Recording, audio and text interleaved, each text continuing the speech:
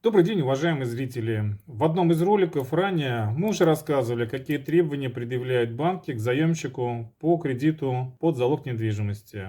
Более подробно вы можете посмотреть это видео по ссылке. В этом видео вы узнаете, что такое автоматический скоринг, какие документы нужны для первого этапа проверки клиента, что означает отказ по заявке, который пришел буквально в течение 10 минут после того, как была подана заявка на кредит. Досмотрите до конца, и вы узнаете, какие проверки желательно сделать до подачи заявки в банк, как сделать проверки быстро и бесплатно при помощи наших менеджеров. Анкетные данные. Для проверки анкетных данных банки просят заполнить анкету, предоставить скан копии паспорта, ННН и СНИЛС. Проверка состоит из нескольких этапов, которые можно разделить на два блока. Проверка на стоп-факторы, которые включают в себя проверку действительности предоставленных документов, проверку наличия судимости, административных правонарушений, долгов по налогам, по линии судебных приставов, просрочки по кредитам, проверки на соответствие кредитной политике банков, профессиональные, демографические и социальные характеристики клиента. Каждая характеристика имеет определенный балл. Программа посчитывает баллы из анкеты и выдает результаты благонадежности потенциального заемщика, на основании которого принимается решение, выдавать или нет кредит. В крупных банках проверки осуществляются в автоматическом режиме. Если клиент не проходит проверку, то система выдает отказ в кредитовании без объяснения причин. Отсюда и берутся отказы в течение 10 минут с момента заведения в программу данных анкеты. Задача автоматических систем безопасности банка – избегать возможность влияния человеческого фактора на процесс.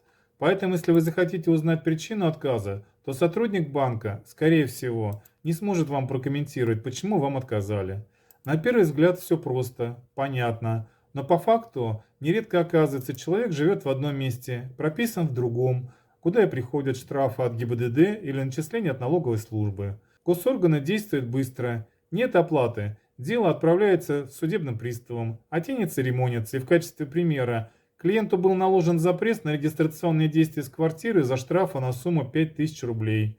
В другом случае, по постановлению арбитражного суда о взыскании суммы в 1 миллион рублей, у клиента был наложен запрет на регистрационные действия с имуществом более чем на 100 миллионов рублей, о чем клиент узнал только когда подал заявку на кредит через нашу компанию. Есть и более прозаичные случаи, когда клиент не платит длительное время по выставленному ему штрафу за нарушение правил дорожного движения.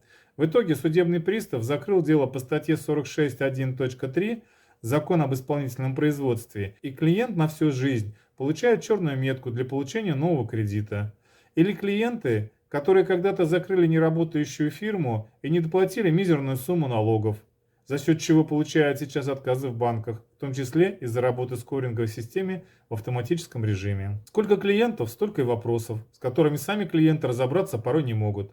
А банки ответов не дают, так как сотрудники в банках на местах не имеют доступа к скоринговой системе, а если бы имели, то им запрещено информировать клиентов о причинах отказов по заявкам.